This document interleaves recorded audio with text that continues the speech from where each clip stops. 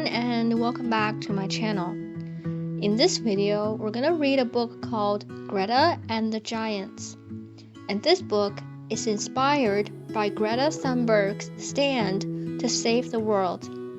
Let's have a read together. There was once a girl who lived at the heart of a beautiful forest. Her name was Greta. One morning, things weren't quite as they should be. Greta stepped out into her yard, and there, huddled together in the shadows of the trees, were all the animals of the forest. A soft, silvery brown wolf stepped forward, with his tail low to the ground. "Please help us," he whispered. "The forest is broken, and we don't know where to go. The giants are ruining our home." The giants had always been there, for as long as Greta could remember. But now they were worse than ever. They were huge, lumbering oafs, and they were always busy. They chopped down trees to build homes. Then they chopped down more trees and built bigger homes. The houses grew into towns, and the towns grew into cities. They built factories and shops and cars and planes. They worked all day and all night, until eventually there was hardly any forest left. But the greedy giants had forgotten how wonderful the forest was. They didn't see all the little birds and bugs and butterflies and bears that trembled in the shadows. And no one told them to stop, because everyone was scared of them. Everyone except Greta. "Will you help us?" asked the wolf. Greta looked around her. The animals looked tired and sad. She had to help them, but how? Then Greta had an idea. The next morning, Greta went to the middle of the forest and waited for the giants to come. She stood alone, holding a big sign. The sign said "Stop." She waited and waited. On the first day, the giants didn't see her and lumbered on by, and on the second and third too. But on the fourth day, something strange happened. A little boy who had been watching Greta made a sign and came and sat down next to her. He didn't say much, but Greta knew he felt like she did. Soon, more people and animals saw what they were doing and joined in too. Before long, a huge crowd filled the forest, stretching out to the city and the roads beyond. They stood together and waited.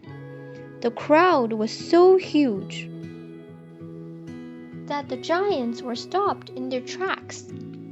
"Please stop!" Greta cried.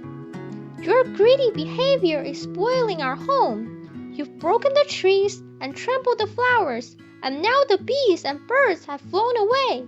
These animals are homeless, and our forest is dying."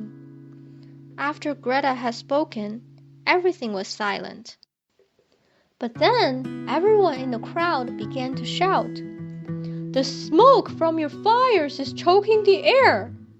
And please stop cutting down the trees! You can help plant some new ones and mend my home! We need to take care of our forest and live together. Will you please try?" They all said. The giants shuffled and fidgeted and stomped their feet on the ground. They were embarrassed and a little bit sad. You see, the giants were so busy building, they didn't see what they were doing to the forest or the animals who lived there. The giants felt terrible.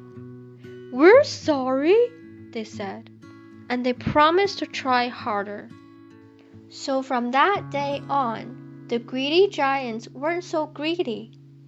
They slowed down and learned to sit quietly. They stopped working all the time and instead took up new hobbies. They stopped chopping down trees and learned all about gardening and living in the forest. They cooked, repaired, tidied, and shared, and before long, the forest became more beautiful than they could ever have imagined. As this story is inspired by Greta Thunberg, let's have a look at her story together. When Greta was not much older than you, she found out about something called climate change. This means the world is getting hotter and hotter, and this is causing a lot of damage. Scientists all agree that this rising temperature is down to human activity. When we burn coal, oil, and gas called fossil fuels, something called carbon dioxide is released into the air, and this makes the world warm up. The polar ice is melting, and sea levels are rising. Forests are being chopped down and animals are left homeless. The Earth is already 1 degree Celsius hotter than it used to be.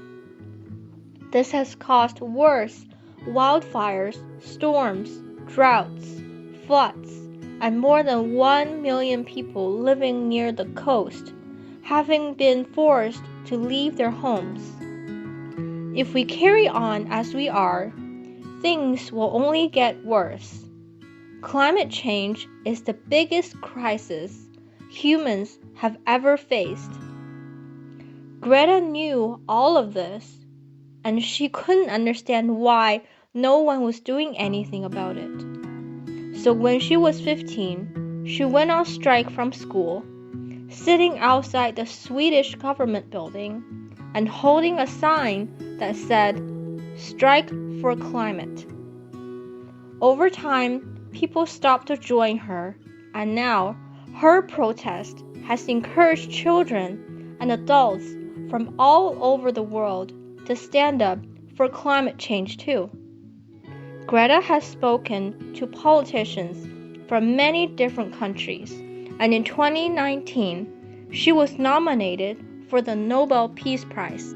The story you've just read has a happy ending, but in the real world, Greta is still fighting the giants.